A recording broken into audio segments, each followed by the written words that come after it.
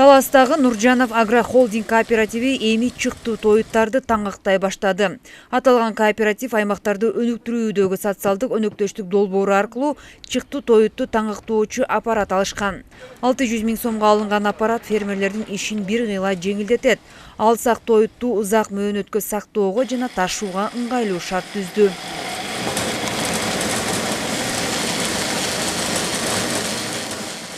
Bunun içinde 70 kilogramdan 80 kilogramga чейин болуп атат.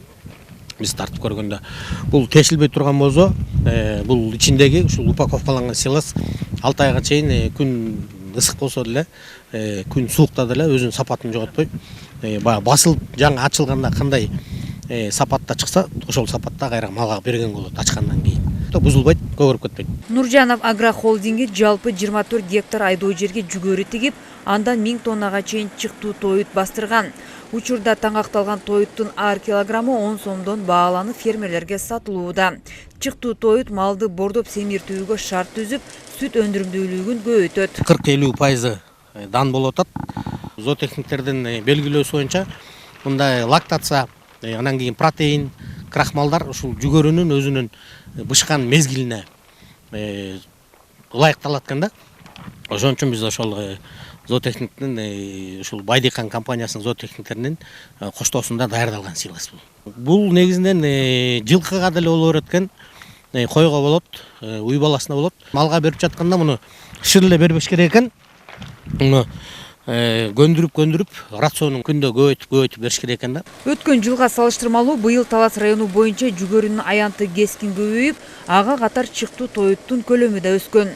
Бул ишти район жетекчилиги өзү көзөмөлгө алып, ар тараптан колдоо көрсөтөт. Талас райондук өнүктүрүү фондунан 3 миллион сомго ошо силос чабуучу комбайн, трактор прицеп менен алынып берилип атат. ФПС инженерлердин ушул конкурста ушул агрохолдингке багыттуу берген жактан да карап атабыз. 22-жылы район боюнча 16 гектар аянт болсо, бүгүнкү күндө дыйкандар ишенип, фермер ишенип, 300 гектарга жетип отурат. Дыйкандар чакырып кетмекпиз ушу район коркпостон силосту өстүрө берсе, комбайндар райондо 3 атайын техникабыз бар жетишет. Мондай упаковочный аппараттар келип атат. Анан ушу башка дыйкандар да ушу ирейлешип, чогуу кооператив түшүп иш алып барганга мен чакырат элем.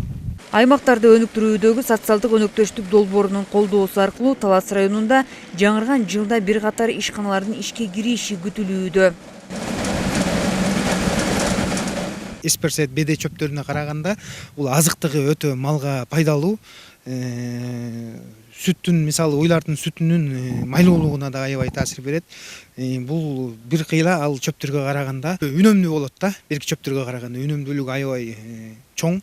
2025-жылга Кудай буйрса ушул жүндү кайра иштетүү чакан ишканасынын цех ачылган жатат.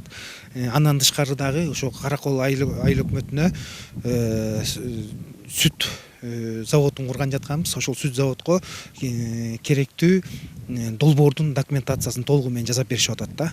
Каржылоо негизи бул 5% пайызсыз каржыланат. Нуржанов агрохолдингинде 23 дыйкан мүчө, жалпы 124 гектар айдоо жер иштетилди. Жиналган түшүмдүн 40% дыйкандарга бөлүштүрүлөт.